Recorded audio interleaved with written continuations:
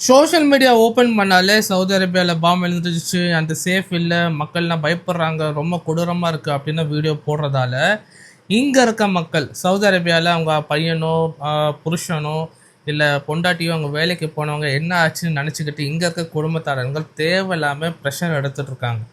Actually Saudi Arabia உள்ள இப்போ எப்படி இருக்காங்கன்னா, எப்பவும் போல் ஆஃபீஸும் சரி, கடைங்களும் சரி, ஹாஸ்பிட்டலும் சரி, எல்லாமே வந்து எப்பவும் நடக்கிற மாதிரி இப்போ போயிட்டுருக்கு.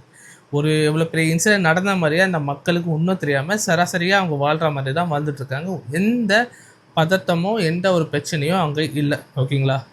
இப்போது ராஸ்தனூரா அராம்கோல வந்து பாம்பு போட்டுட்டாங்களே அந்த மாதிரி சில பேர் பேசிகிட்டு இருக்கீங்க. யார் பண்ணதா சொன்னாங்களோ அவங்களே வந்து மீடியாவில் வந்து நான் பண்ணலை, இது ஒரு சதின்னு அப்படின்னு சொல்லியிருக்காங்க. அது என்ன சதின்னு போக போக தான் நம்மளுக்கு தெரியும்.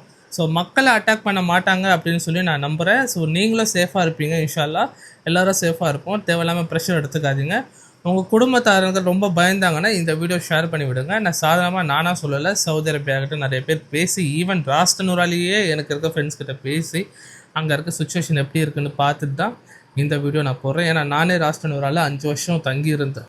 இன்னும் பயப்பட வேண்டாம், இன்னும் கொஞ்ச நாளில் இதெல்லாம் சரியாயிடும். அடுத்த நல்ல வீடியோவில் சந்திக்கிறேன். அது வரைக்கும் குட் பாய்.